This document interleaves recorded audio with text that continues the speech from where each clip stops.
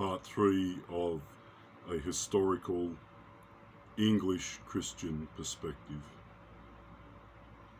The Five Reformers, John Hooper.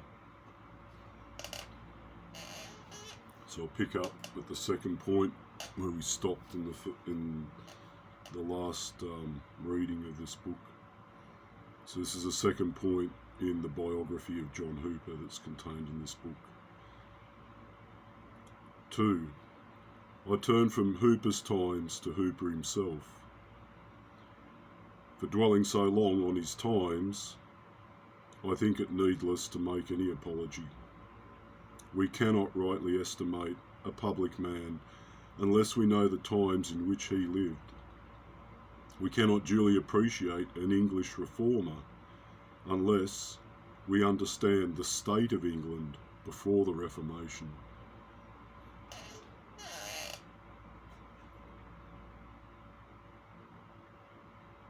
We have seen the state of things that Hooper and his companions had to deal with. Now let us find out something about Hooper himself. John Hooper was born in the county of Somersetshire about the year 1495, in the reign of Henry VII. The parish in which he was born is not known, and not even a tradition has survived about it. In this respect, Hooper and Rowland Taylor stand alone among the English martyrs. The birthplaces of Cranmer, Ridley, Latimer, Rogers, Bradford, Philpot and Farrar have all been ascertained. The position which his family occupied in the country is alike unknown. There is, however, good reason for believing that his father was not a mere yeoman, but a man of considerable wealth. The early history of this great reformer is wrapped in much obscurity. He entered Merton College, Oxford, in 1514 under the tuition of an uncle, who was a fellow of that college. He took the degree of B.A. in 1518 at about the age of 23, and never afterwards proceeded to a higher degree. These are literally the only facts that have been discovered about the first 23 years of Hooper's life. From 1518 to 1539, a period of no less than 21 years. We are again left almost entirely in the dark about Hooper's history. There can be little doubt, however, that it was a most momentous crisis in his life, and gave a colour and bias to the whole man for the rest of his days. Tradition says that after taking his degree at Oxford, he became a monk, first at the Cistercian monastery of Old Cleve near Watchet in Somersetshire, and afterwards another Cistercian house at Gloucester.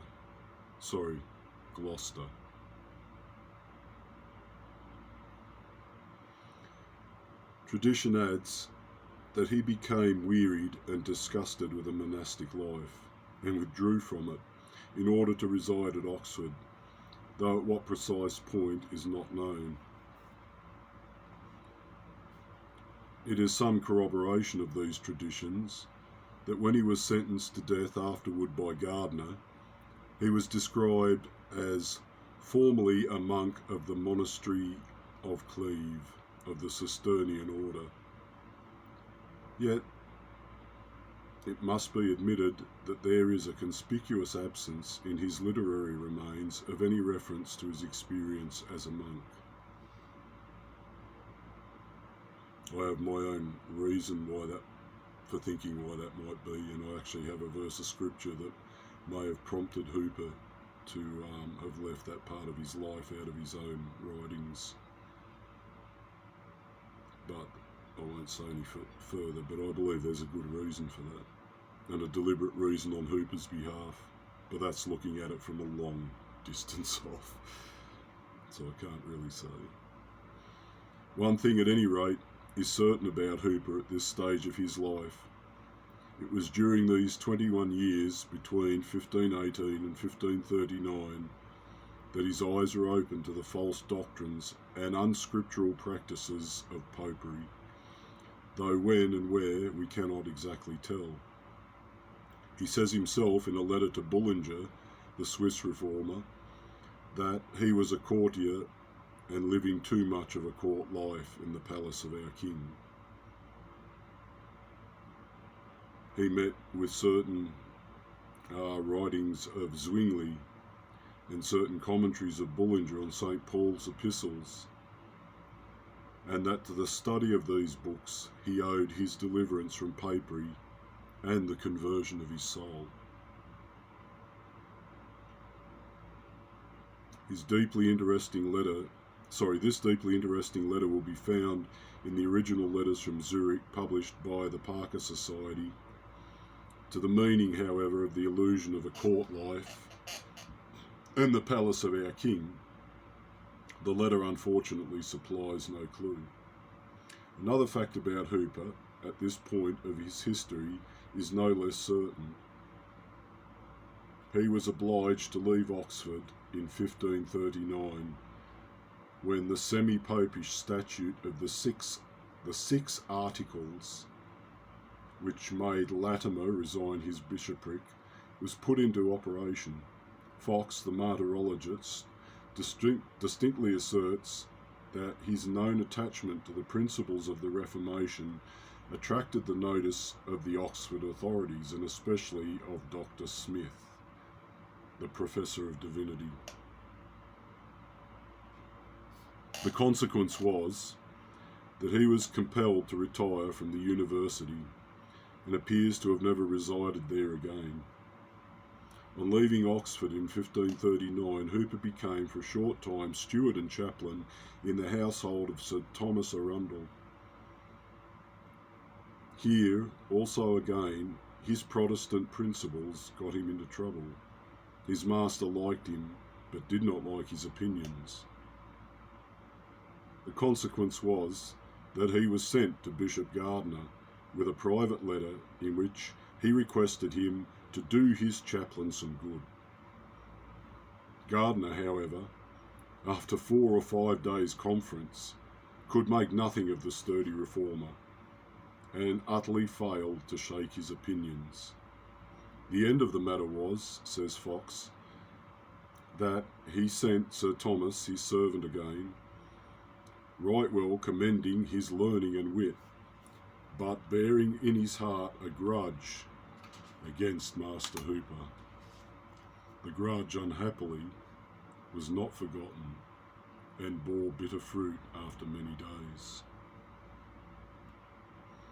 The connection between Hooper and Sir Thomas Arundel did not last long after this. The Protestant chaplain found that his life was not safe in England, and like many of the good men of his day, withdrew to the continent. There he appears to have lived for at least 9 years, first at Strasbourg, afterwards at Bale, and finally at Zurich.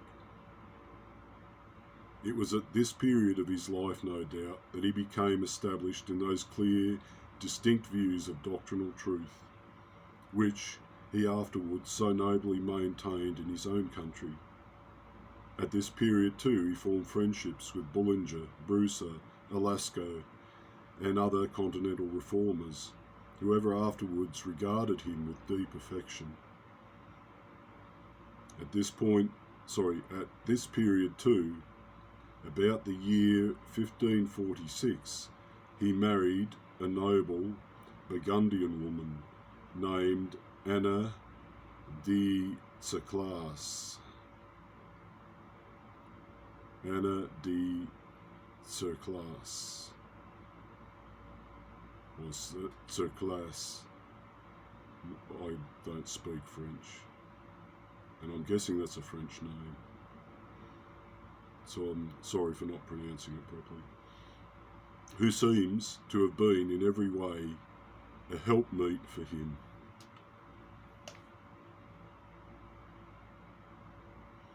In 1547, Henry VIII died, and Edmund VI commenced his short but glorious reign. Soon after this, Hooper began to feel it his bounden duty to give his aid to the work of the Protestant Reformation in his own country, and after taking an affectionate leave of his Zurich friends, sets out on his return to England. His parting words were painfully prophetic and deeply touching. They told him they fully expected that he would rise to a high position in his native land. They hoped he would not forget his old friends. They begged him to write to them sometimes. In reply, Hooper assured them that he should never forget their many kindnesses, promised to write to them from time to time, and concluded with the following memorable words: "The last news of all, Master Bullinger, I shall not be able to write. For there, where I shall take most pains, there shall ye hear of me to be burnt to ashes."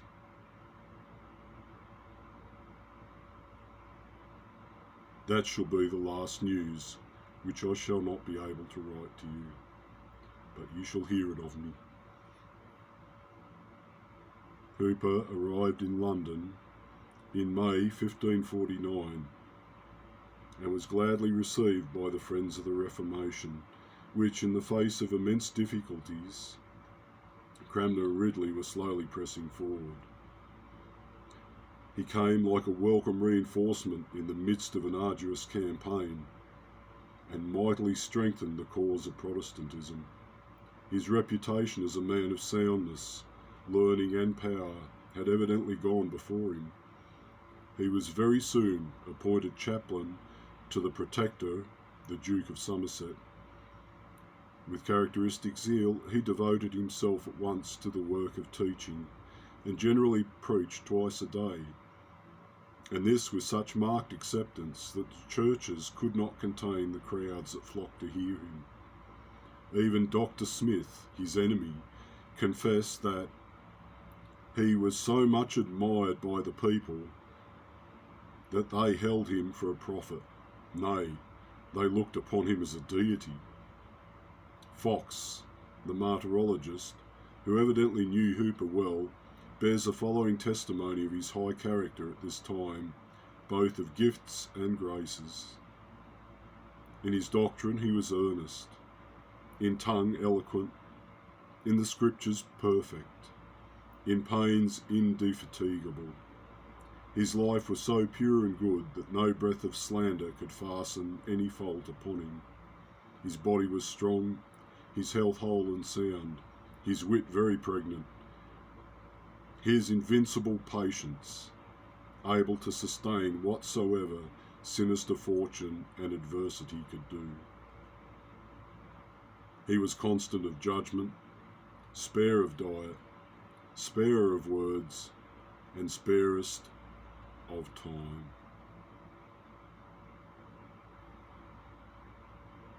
In housekeeping he was very liberal, and sometimes more free than his living would extend unto. Briefly, all those virtues and qualities required of St. Paul in a good bishop in his epistle to Timothy, I know not one that was lacking in Master Hooper. A man of this mould and stamp was rightly esteemed the very man to make a bishop in Edward the Sixth's days. Within a year of his landing in England, the prophecies of his Zurich friends were fulfilled. After preaching a course of Lent sermons before the king in 1550, John Hooper, the friend of Bullinger, the exile of Zurich, the most popular preacher of his day, was nominated to fill the vacant bishopric of Gloucester. A wiser choice could not have been made. Rarely, too rarely, in the annals of the Church of England has there been such an instance of the right man being put in the right place. Hooper's nomination, however, brought him into a most unhappy collision with Cranmer and Ridley on a very awkward subject. He steadily refused to take the oath which had been taken hitherto by bishops at their consecration, and to wear the episcopal vestments which had hitherto been worn. The oath he objected to as flatly unscriptural, because it referred to the saints as well as God.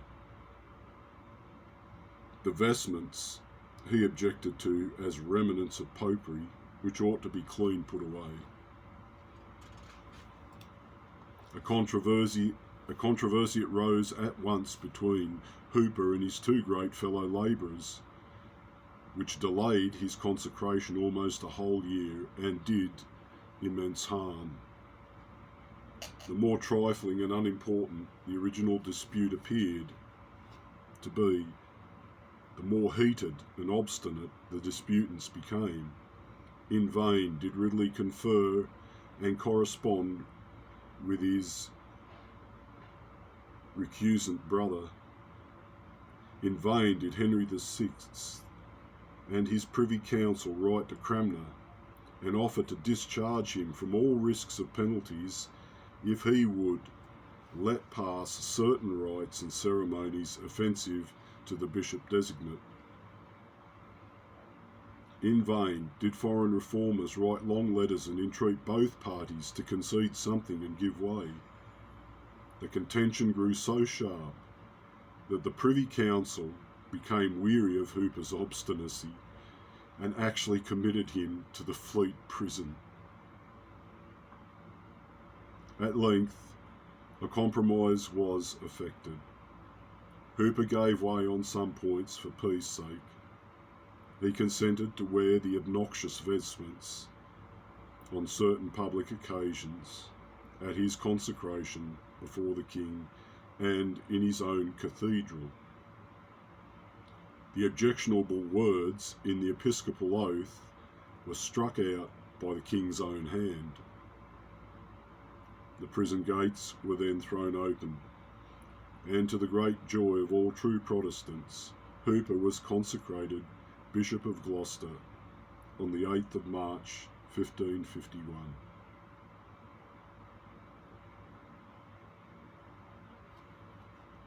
This miserable controversy between Hooper and his two great opponents, like all disputes of good men, is a sorrowful subject. Of course, it need not surprise us. The best of men are only men at their best. If Paul and Barnabas quarrelled until they parted company, and Peter and Paul came into open collision at Antioch, we must not judge our English reformers too harshly if they did not always agree. But it is vain to deny that this famous quarrel did great harm at the time, and sowed seeds which are bearing mischievous fruit down to this very day. At the distance of more than 300 years, I freely admit we are poor judges of the whole case. Both parties undoubtedly were more or less in the wrong, and the only question is as to the side which was most to blame. The general verdict of mankind, I am quite aware, has been against Hooper. To this verdict, however, I must honestly say I cannot altogether subscribe. It is my deliberate conviction, after carefully weighing the whole affair, that Hooper was most likely in the right, and Cranmer and Ridley were most likely in the wrong. I believe the plain truth to be that Hooper was much more far-sighted than his excellent fellow labourers. He looked further ahead than they did,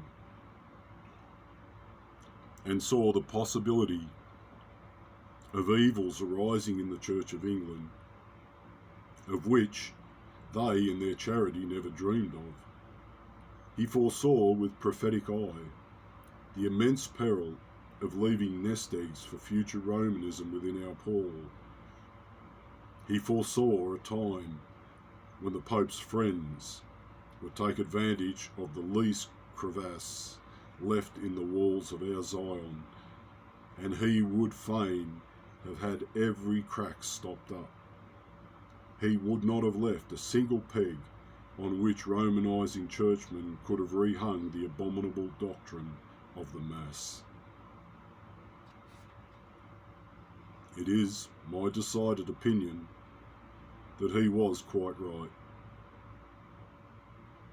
Events have supplied abundant proof that his conscientious scruples were well founded. I believe if Cranmer and Ridley had calmly listened to his objections and seized the opportunity of settling the whole question of vestments in a thoroughly Protestant way, and I might add in a thoroughly scriptural and biblical way,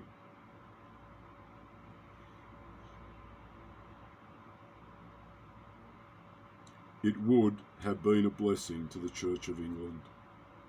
In a word, if Hooper's views had been allowed to prevail, one half of the ritualistic controversy of our own day would never have existed at all. And he has a footnote here. It is a pleasing fact that at a latter date there seems to have been a complete reconciliation between Hooper and Ridley, if indeed there ever was a real breach. When Ridley was in prison in Queen Mary's reign, he wrote as follows to Hooper.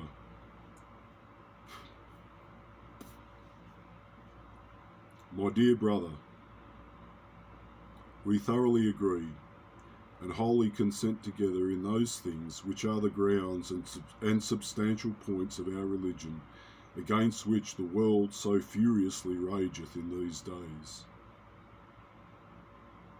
In time past, by certain by-matters and circumstances of religion, your wisdom and my simplicity hath a little jarred, each of us following the abundance of our own sense and judgment. But now, I say, be you assured that with my whole heart, God is my witness, I love you in the truth, and for the truth's sake.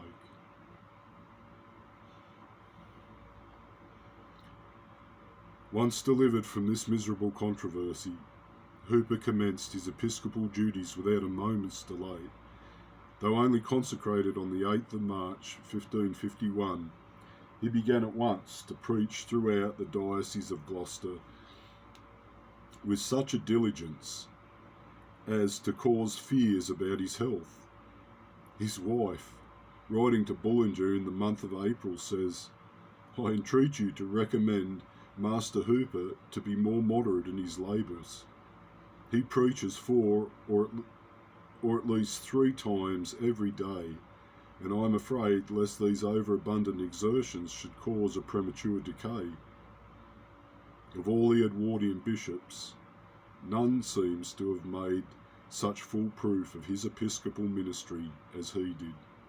Cranmer was naturally absorbed in working out the great schemes of the Reformation, of which he was the principal architect. Ridley, from his position in London and within reach of the court and of Lambeth Palace, was certainly often drawn aside to advise the king and primate.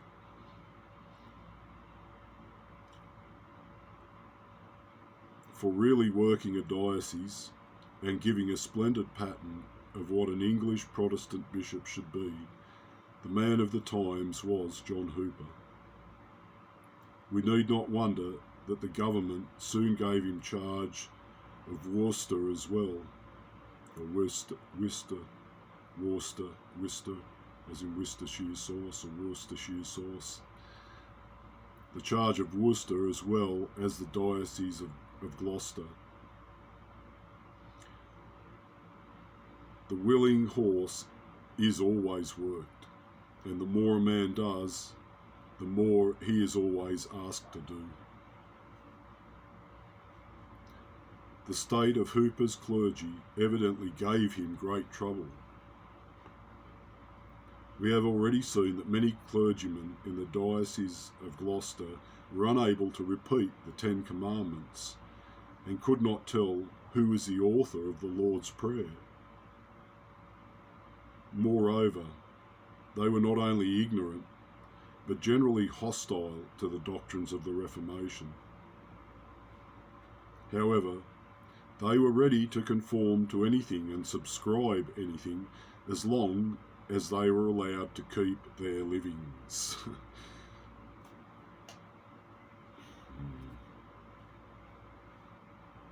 Hooper therefore drew up for them a body of 50 articles of an admirable character, and required every incumbent to subscribe them. He also supplied them with a set of excellent injunctions about their duties. Besides this, he appointed some of the better sort to be superintendents of the rest, with a commission to watch over their brethren. It is difficult to see what more he could have done, however painful and unsatisfactory the state of things may have been. The best bishops, with all their zeal, cannot give grace or change clerical hearts. The state of the laity in the Diocese of Gloucester was just as unsatisfactory as that of the clergy. This, of course, was only natural. Like pastors, like people. With them, he could of necessity do little except reprove immorality and check it when possible to do so. Of his firm and impartial conduct in this way, a remarkable example is given by John Abdiulmus in one of the Zurich letters. He says that Sir Anthony Kingston, a man of rank in Gloucester, was cited by the bishop to appear before him on a charge of adultery, and was severely reprimanded.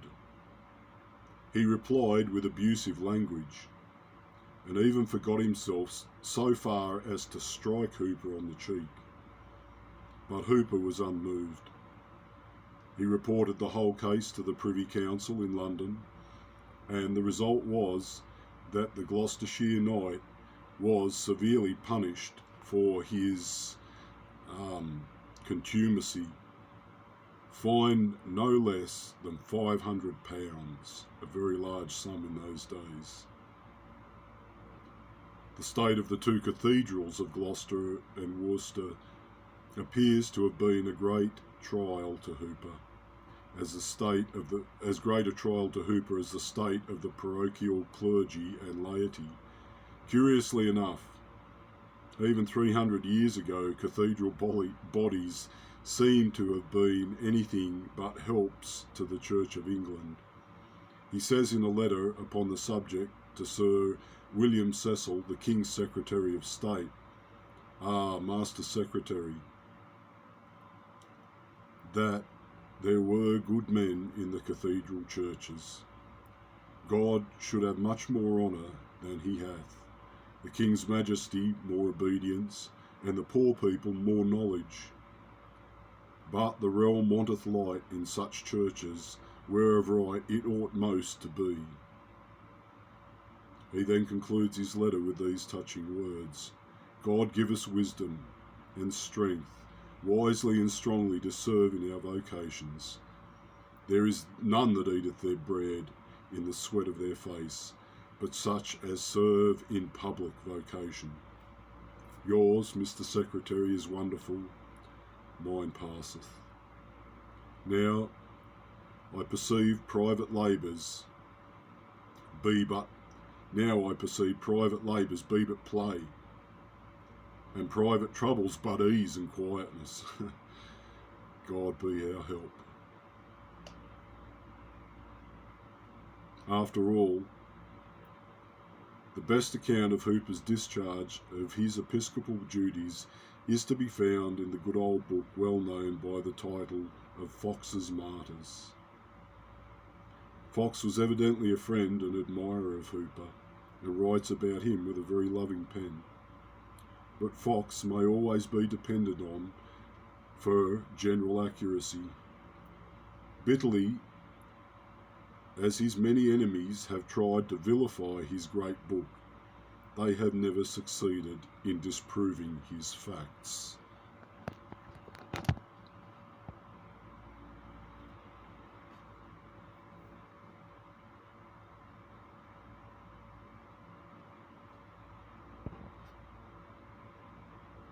Are we still recording here? Not by the look of it. Sorry, we are. Sorry, that screen just went blank. I hate technology. I'm so over it. It's such rubbish.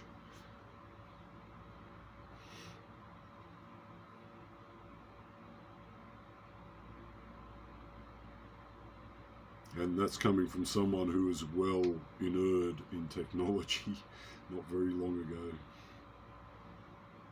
But it is. Even back then I thought it was rubbish. At least the consumer grade stuff. And now I know it is just rubbish.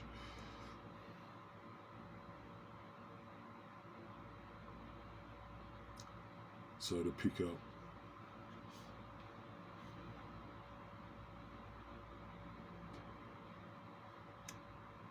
I'll just reread that last passage. Bitterly as his many enemies have tried to vilify his great book, they have never succeeded in disproving its facts.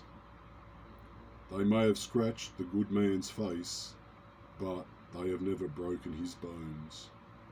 Froude, a thoroughly disinterested witness, has voluntarily declared his confidence in Fox as trustworthy.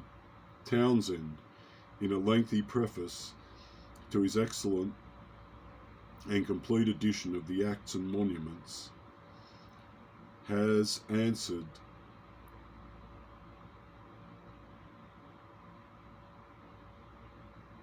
seriatium the attacks of Fox's enemies. And there's a footnote there. A notable defence of Fox as a historian of the Reformation period is contained in J.F. Mosley's John Fox and his book, 1940.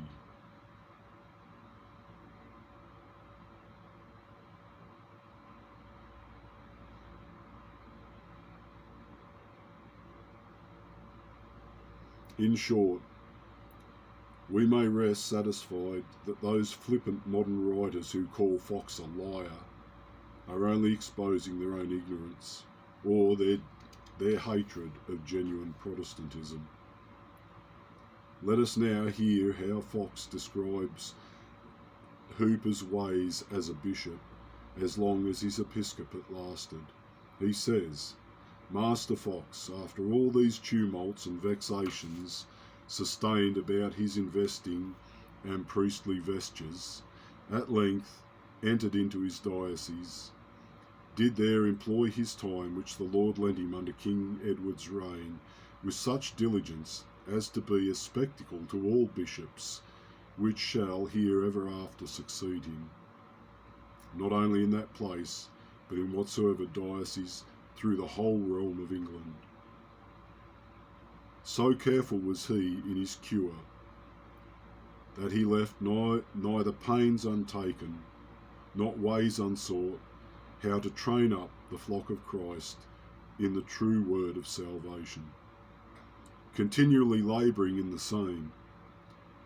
Other men commonly are wont, for lucre or promotion's sake, to aspire to bishoprics, some hunting for them, some purchasing or buying them, as men used to purchase lordships, and when they have them, are loath to leave them, and thereupon also loath to commit that thing by worldly laws whereby to lose them. To this sort of men, Master Hooper was clean contrary, who abhorred nothing more than gain, labouring always to serve and preserve the souls of his flock, who being bishop of two dioceses, so ruled and guided either of them, and both together, as though he had in charge but one family. No father in his household, no gardener in his garden, no husbandman in his vineyard was more or better occupied than he and his diocese among his flock, going about his towns and villages in teaching and preaching to the people there. That time that he had to spare from preaching, he bestowed either in hearing public causes or else in private study, prayer, and visiting of schools.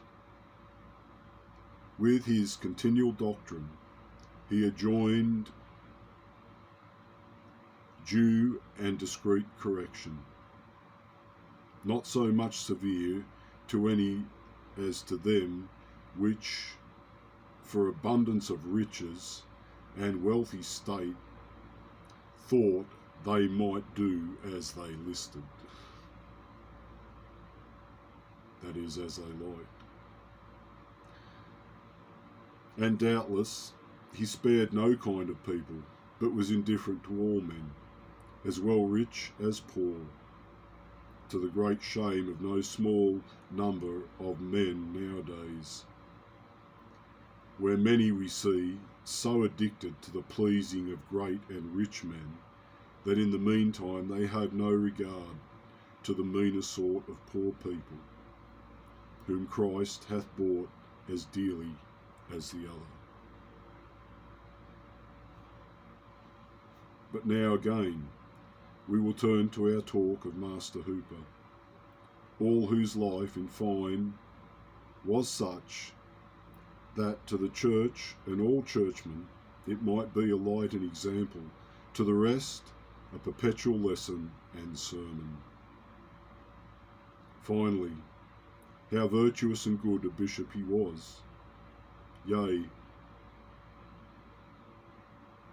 many conceive and know evidently by this that, even as he was hated of none but of them that were evil, so yet the worst of them all could not reprove his life in any one jot. I have now declared his usage and behaviour abroad in the public affairs of the Church, and certainly there appeared in him, at home, no less example of a worthy prelate's life. For though he bestowed and converted the most part of his care upon the public flock and congregation of Christ, for the which also he spent his blood, yet nevertheless there lacked no provision in him to bring up his own children in learning and good manners, insomuch he could not discern whether he deserved more praise for his fatherly usage at home or for his bishop-like doings abroad. For everywhere he kept one religion in one uniform doctrine and integrity. So that if you entered into the bishop's palace, you would suppose yourself to enter into some church or temple. In every corner thereof there was some smell of virtue, good example, honest conversation, and reading of Holy Scriptures. There was not to be seen in his house any courtly roisterings or idleness. No pomp at all, no dishonest word, no swearing could there be heard. As for the revenues of both his bishoprics, although they did not greatly exceed as the matter was handled, yet, if anything surmounted thereof, he pursed nothing, but bestowed it in hospitality. Twice I was, as I remember, in his house at Worcester, where, in his common hall, I saw a table spread with good store of meat, and beset full of beggars and poor folk. And I asking his servants what this meant. They told me that every day their lord and master's manner was to have customably